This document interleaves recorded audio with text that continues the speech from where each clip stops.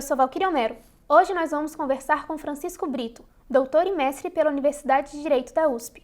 Ele é especialista no monitoramento de políticas públicas ligadas à tecnologia e estuda a relação entre essas políticas e a democracia.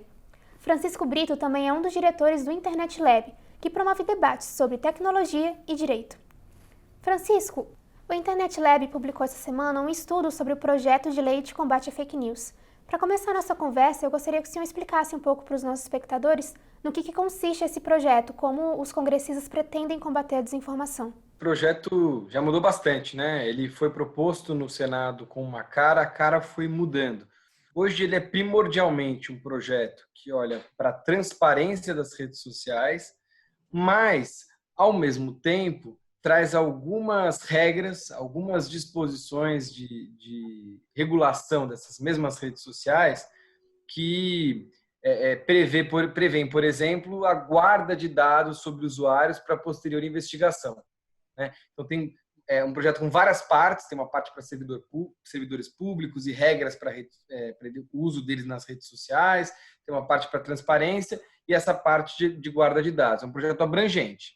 Uma dessas partes que foi abordada no estudo do Internet Lab é sobre essa questão da tentativa de rastrear mensagens virais. Como isso funciona? Essa parte especificamente do projeto de lei é uma parte que está causando bastante polêmica. A lógica é a seguinte: vamos guardar dados dos usuários, especificamente dados que são os registros das mensagens que esses usuários enviaram, para, num momento posterior, que eu, por exemplo, receber uma mensagem, ou saber de uma mensagem que tem um conteúdo ilícito, eu conseguir rastrear quem que é aquela pessoa que disseminou massivamente aquela mensagem, né? Então, a lógica é essa.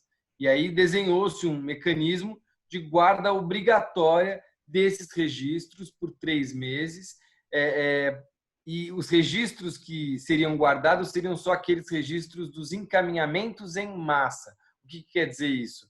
São aqueles encaminhamentos que foram enviados por mais de 5 pessoas e que chegaram em mais de 1.000 pessoas em grupos e listas de transmissão num espaço de 15 dias. Então, tem toda essa regrinha de quais seriam os chamados encaminhamentos em massa. Os registros desses encaminhamentos devem ficar guardados por 3 meses. A ideia, mais ou menos, é essa que os congressistas tiveram. Agora, a ideia teve bastante crítica e é um pouco disso que a gente falou no nosso estudo e nas conversas que a gente teve para fazê-lo. E tem como as empresas identificarem que mensagens se tornaram virais sem ter acesso ao conteúdo dessas mensagens? Existem técnicas, mas essas técnicas não são muito certeiras. Uma das coisas que é importante de se levantar é que se você muda um pouquinho uma mensagem, por exemplo, se você coloca um ponto a mais, se você muda uma letra de maiúscula para minúscula ou de minúscula para maiúscula, a mensagem deixa de ser exatamente igual e vamos dizer, esses mecanismos de detecção se é a mesma mensagem, eles podem não funcionar. Então, não existe garantia, por exemplo, que esse tipo de coisa vai conseguir ser feita. E mais, né? Para você saber o que vai ser viral para frente, você vai precisar guardar tudo, né? Porque nenhuma empresa tem bola de cristal para saber o que vai viralizar, né? Então, de certa forma, todas as mensagens teriam que ser guardadas para depois uma posterior averiguação para saber se elas foram mensagens em massa ou não, encaminhamentos em massa ou não, e se posteriormente, então, elas podem ser disponibilizadas. Mas o banco de dados teria que ser de todo mundo. E esse grande banco de dados, ele é viável do ponto de vista técnico? As empresas conseguem fazer esse armazenamento hoje em dia? Do ponto de vista técnico, muita coisa é viável. O grande problema é quais são as consequências de você construir um banco de dados como esse, que seria um banco de dados de registro de todas as mensagens trocadas por brasileiros num espaço de pelo menos 15 dias, né? Todas essas mensagens que, enfim, poderiam, em um segundo momento, serem encaminhadas, né, e virarem, entre aspas, encaminhamentos em massa, teriam que ser guardadas. E as consequências de um banco de dados como esse são inimagináveis, né? Porque a gente fala que esses dados são metadados, né? São dados sobre dados, porque eles não são o conteúdo das mensagens, mas basicamente quem mandou esta mensagem para quem, né? Esta informação de quem mandou para quem. Esse banco de dados seria um banco de dados sem precedentes. Para nós, o ponto não é se ele é possível de ser construído, mas quais as consequências para direitos no momento que a gente decide construí-lo, né? A gente tem países autoritários, por exemplo, que constroem bancos de dados gigantescos sobre as pessoas para vigiá-las. Não é só porque eles conseguem fazer que necessariamente esse é um bom caminho, essa é uma boa ideia, né? E sobre esse banco de dados que o governo pretende construir, se a proposta for aceita, é possível assegurar a segurança dessas informações? No projeto, quem teria que guardar esses dados é a empresa, né? No caso, por exemplo, o WhatsApp ou o Telegram. E aí tem uma discussão interessante, né? Porque a Lei Geral de Proteção de Dados Pessoais, por exemplo, determina que as empresas façam uma coleta mínima de dados, ou seja, só se deve coletar o dado que é necessário para você prestar o serviço, né? Você não tem que coletar mais dados do que você precisa, do que o mínimo que você precisa para prestar aquele serviço, né? E esse tipo de regra quebra completamente esse princípio da Lei Geral de Proteção de Dados, né? Ele obriga a empresa em si a manter esse enorme banco de dados para, posteriormente, o judiciário acessá-lo conforme ordem judicial. Então, assim, isso é bem importante também dizer, independentemente de quem guarda o dado, nesse caso seriam as empresas, existe o risco de vazamento, existem riscos de segurança. Por isso que o princípio da coleta mínima existe.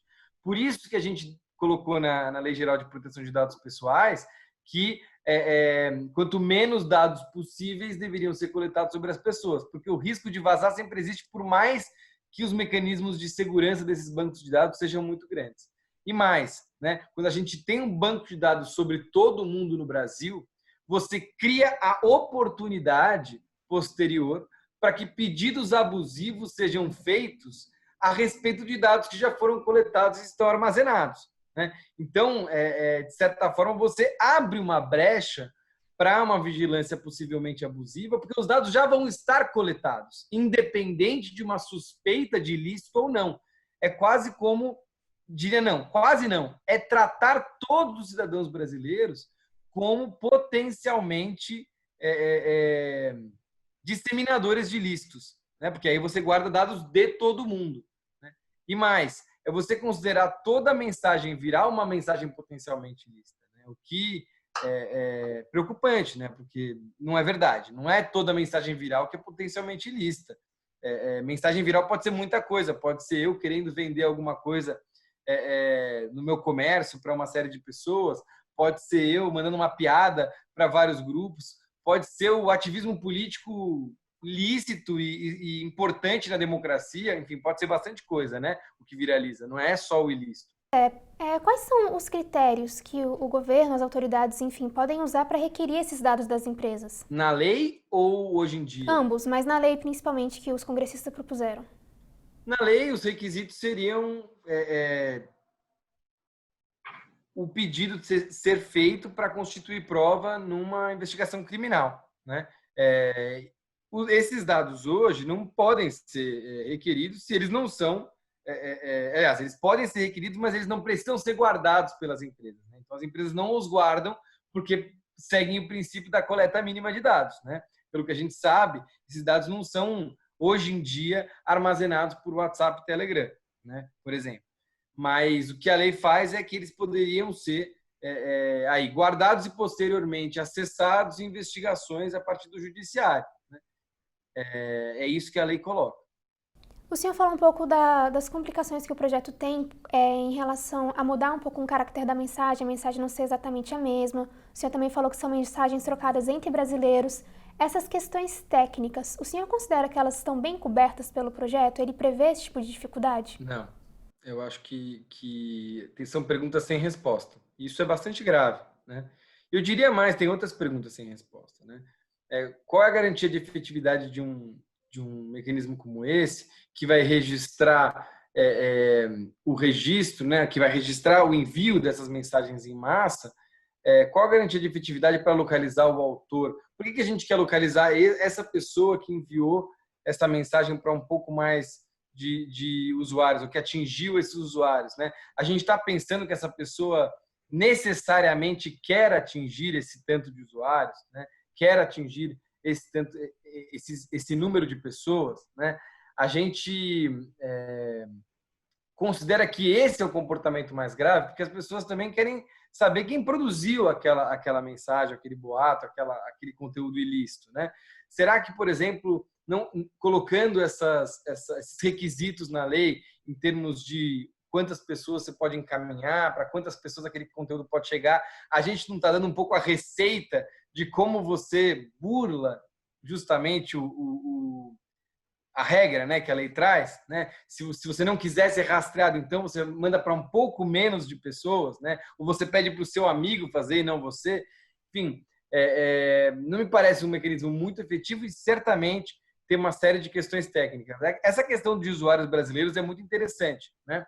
Como é que você vai ter garantia, ou como é que você vai fazer a implementação da lei, aliás, quando você tem um usuário que está no Brasil e um usuário que não está no Brasil? Né? Como é que a empresa é obrigada a fazer a aplicação desse dispositivo? Não é simples, né? Mesma coisa a questão da criptografia de ponta a ponta, né? Uma crítica importante é que a criptografia de ponta a ponta não é só a proteção da mensagem no momento que ela está viajando na rede para que alguém não consiga acessá-la no meio do caminho, né? A criptografia de ponta a ponta é a confiabilidade de sigilo entre essas duas pessoas, né? E conforme uma série de especialistas, alguns deles no nosso estudo, levantam, essa criptografia de ponta a ponta estaria em risco com um projeto como esse, né? Porque o próprio sentido dela seria perdido. A ideia de que você teria que registrar todas as mensagens enviadas por todos os brasileiros todos os dias, como se fosse um carimbo em cada mensagem que a gente manda, é uma ideia que foge aí a ideia do que é criptografia de ponta a ponta. Você pode explicar um pouco melhor o que seria essa criptografia de ponta a ponta? Criptografia de ponta a ponta é um mecanismo de proteção do sigilo das mensagens que a gente troca num aplicativo como o WhatsApp. Ela é fundamental porque a gente troca mensagens com conteúdo que precisa ser protegido por sigilo. Muitas vezes as pessoas mandam as fotos da sua família, uma senha de banco, informações sigilosas de uma empresa. Todas essas informações precisam ser protegidas. Protegidas não só de abusos do Estado, mas também de agentes maliciosos que querem obter essas informações para obter algum tipo de vantagem ilícita e por aí vai. Então, você implementa um mecanismo que basicamente assegura a confidencialidade dessa mensagem, desse conteúdo, e que só passa a ser acessível nas pontas, né? Em quem mandou e em quem recebeu, né? Quando você coloca um carimbo em todas as mensagens, o que você está fazendo? Você está registrando o envio de cada uma delas e juntando esse carimbo no conteúdo, né? Você está ligando esse registro a um conteúdo específico, né? E se todas as mensagens serão registradas, você, de certa forma, perde a ideia de confidencialidade, que é justamente a ideia que essa comunicação aconteça sem que haja um monitoramento prévio, né? Porque aí qualquer coisa que você precisar identificar de onde quem conversou com quem, né? Você vai buscar nesse banco de dados e vai saber. Então, a premissa de sigilo, a premissa de confidencialidade dessas conversas estaria em risco, estaria fragilizada, né? Uma das suas áreas de estudos também é a democracia. Como essa possível quebra de sigilo pode alterar as relações democráticas? Ponto muito importante, que é o seguinte: quando você faz uma vigilância em massa como essa, que é essa coleta de dados a respeito de todas as pessoas no território brasileiro, sem que haja uma suspeita de ilícito, você pode mudar o comportamento que as pessoas têm. Você causa um efeito, como a gente chama, um efeito colateral, né? Por quê? Porque todo mundo vai ficar pensando como que determinadas mensagens enviadas pelo WhatsApp vão poder ser apropriadas e tiradas do contexto para que aquela pessoa seja perseguida, por exemplo, judicialmente, né? Isso causa um efeito direto em quem está utilizando o aplicativo, quem está utilizando a internet, que não é um efeito positivo, né? Se a pessoa estiver cometendo alguma coisa de problemático e aí for investigada, é o efeito que eu acho que é justo de se criar, né? A pessoa tem que ter medo de cometer algum ilícito e posteriormente ser punida. Isso é justo. Agora, a pessoa que não está fazendo nada de errado tem que pensar duas vezes em como as informações que ela vai estar colocando ali podem ser retiradas do contexto porque ela sabe que ela está sendo vigiada, isso causa uma mudança de comportamento. E essa é uma mudança de comportamento na participação política dessa pessoa. Porque essa pessoa vai repensar a forma como ela se coloca. Lembrando que conversas em aplicativos de mensagem são fundamentais para a participação política. A gente não participa politicamente só no post público da rede social, mas grupos, vamos dizer, fechados, né, são fundamentais para a articulação política, para a articulação, muitas vezes, de grupos vulneráveis, né? Então, a gente está falando de uma ferramenta que também tem importância para a participação política, e regular ela de forma desproporcional e não pensando no direito das pessoas que estão utilizando aquilo, pode causar um dano importante. Porque se você causa um dano à participação política, você causa um dano à democracia, né? A gente vai todo mundo se sentir vigiado, é isso? É esse o efeito que a gente quer causar com uma legislação como essa? E um dos pontos da sua fala anterior é que uma mensagem viral, como a que os congressistas se propõem a vigiar, não necessariamente ela é ilícita. Então, na sua opinião, esse projeto, ele combate de fato a desinformação, as fake news? Minha opinião, não. Por quê? Primeiro porque a autoria das mensagens, né, e mesmo o financiamento dessas mensagens, ele não é automaticamente inferido só porque você tem esse mecanismo de rastreabilidade.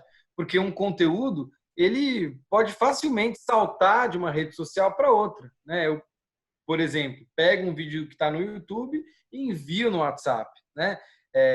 Quem é o autor daquele vídeo? É o cara que fez o vídeo no YouTube. O que eu fiz foi simplesmente baixar esse vídeo e mandar passar para frente, né? E isso acho que já é importante, que o problema é muito maior do que os aplicativos de mensagem. Em segundo lugar, porque a gente sabe que não é só o anonimato que é utilizado para disseminar conteúdo ilícito ou conteúdo que a gente chama de desinformação, né? Hoje em dia tem gente que coloca a sua cara em jogo, né? Coloca a sua cara limpa para enviar conteúdo desinformativo.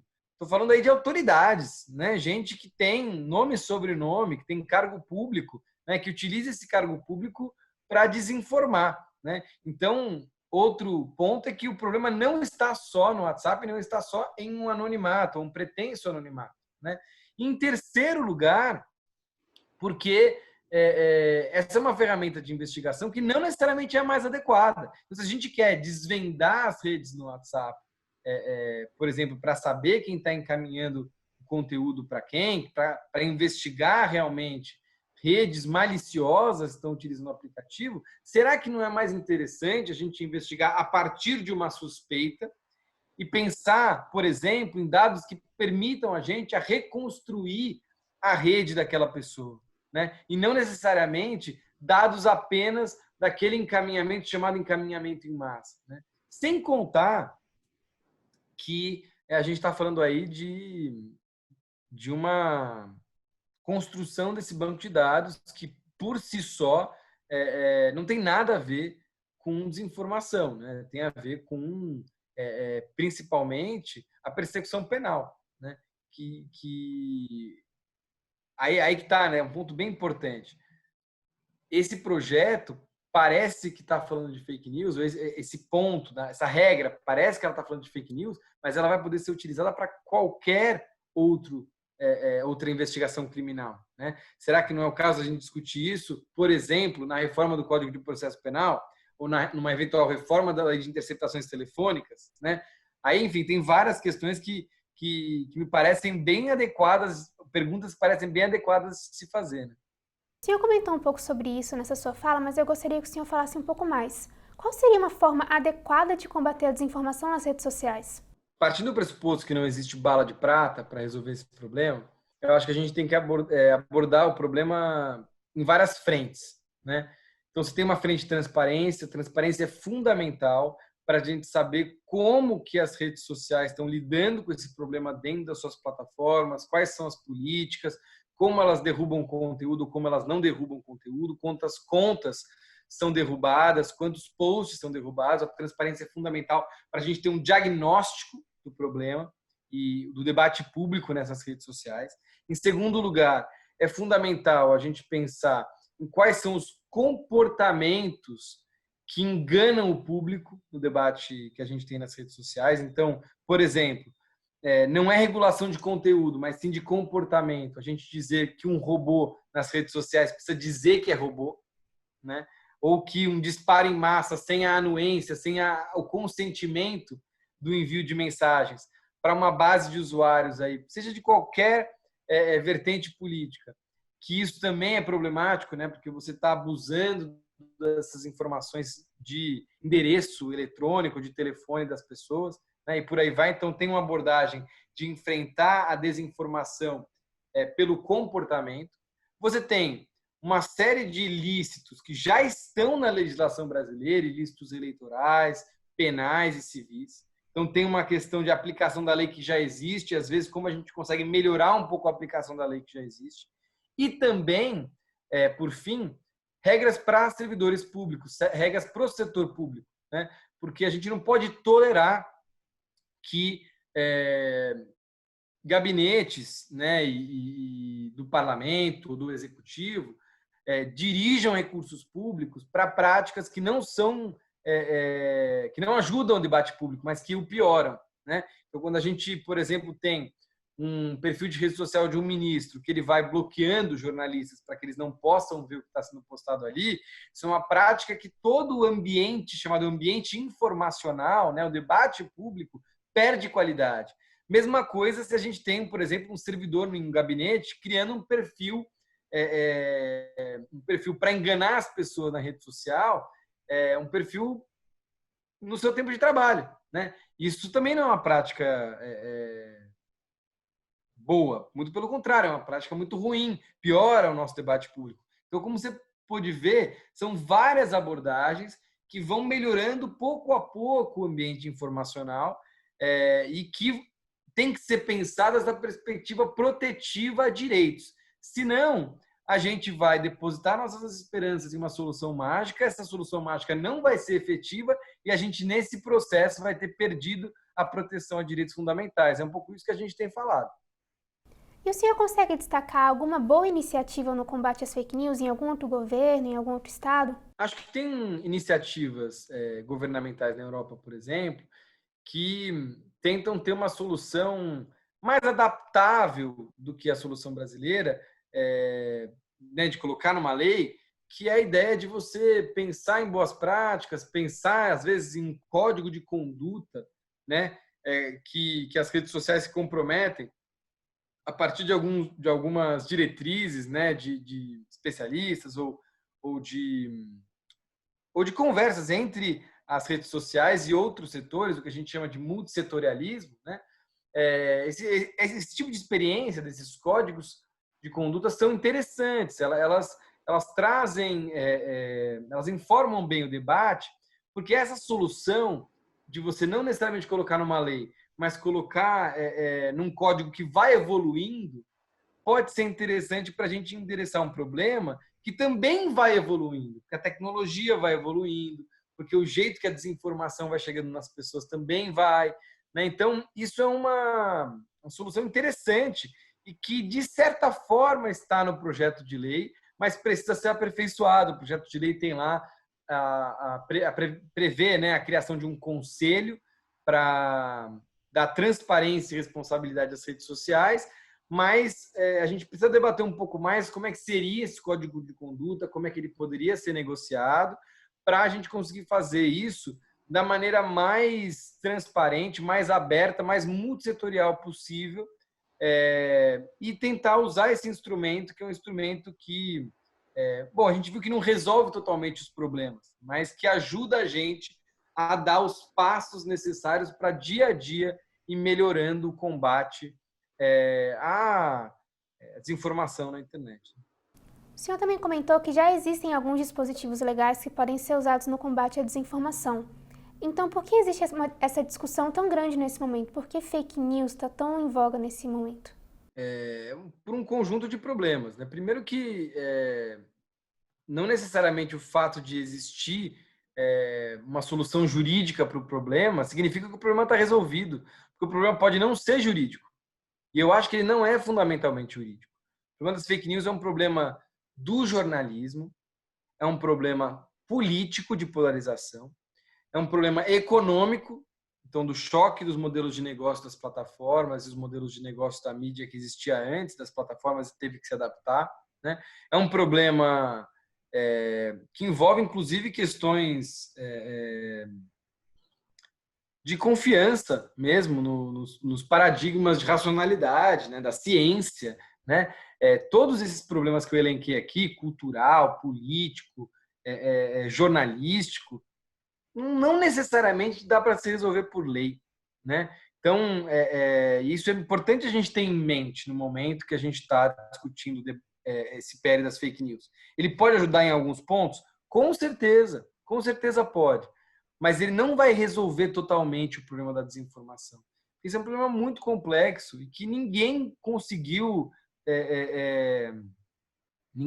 resolver totalmente, até porque o que a gente está chamando de desinformação são vários problemas juntos, né? Quando você recebe um boato, por exemplo, a respeito da pandemia, né, do novo coronavírus, isso tem a ver com a confiabilidade nos sistemas de saúde, com a confiabilidade no jornalismo e tal. Agora, quando você está discutindo, por exemplo, campanha política, não necessariamente uma questão de saúde, tudo bem que a saúde também foi politizada, né? Mas quando você está discutindo campanha política, a polarização entra em jogo com muito mais força, né? E é um problema político do Brasil que está polarizado mesmo, né? Então, para resumir, por que o debate continua acontecendo ou a gente continua vendo fake news ou desinformação como um problema se já existem leis que podem ser utilizadas para enfrentar isso ou aquilo? Porque esse problema não é só jurídico, esse problema é da sociedade e a gente pode até com o direito apertar aqui ou calibrar ali, mas não necessariamente a gente vai resolver. Não é o direito que resolve a política que tem que também contribuir para resolver os problemas da política. Então, para a gente concluir, que conselho o senhor daria para os congressistas em relação a esse projeto e tudo que a gente discutiu aqui? Qual você acha que deve ser o próximo passo? Precisa revisar o texto que foi aprovado no Senado e dar a ele uma preocupação extra em relação a direitos fundamentais, especialmente a privacidade, o ponto da rastreabilidade, né, o ponto que envolve os aplicativos de mensagem e que causa a vigilância em massa, precisa ser olhado com mais calma. E acho que a gente precisa, como sociedade, entender que esse é o primeiro passo. Um projeto de lei como esse é um primeiro passo em relação à desinformação, né? Ou talvez mais um passo, né? Porque outros passos, não necessariamente em lei, mas que são importantes também, já foram dados. Então, com mais um passo, né? Ou seja, ele não vai resolver todos os problemas, e se ele resolver pelo menos alguns dos problemas, já é interessante. E talvez, nesse sentido, o que a gente tem mais segurança hoje que funciona é essa regulação do comportamento, a regulação e as regras para o setor público, a transparência e, possivelmente, essa ideia da gente ter algum tipo de negociação de código de conduta aí, para, pouco a pouco, ir pensando em soluções conjuntas, né? Sociedade, plataformas, academia, etc., para a gente ir implementando ao longo do tempo. Eu sugeriria isso. Calma, respeito a direitos e perceber isso como um passo de um processo que a gente ainda vai ter bastante para andar. Tá certo. Muitíssimo obrigada por ter topado ter essa conversa com a gente. Eu que agradeço. Nós conversamos com Francisco Brito, um dos diretores do Internet Lab, sobre a desinformação e o projeto de lei aprovado pelo Senado de combate às fake news. Eu vou deixar na descrição desse vídeo um link para o estudo que o Internet Lab fez sobre o assunto. Então se inscreva no nosso canal, ative o sininho e assim você será notificado da próxima edição do Poder 360 Entrevista. Eu sou Valquíria Mero, até a próxima!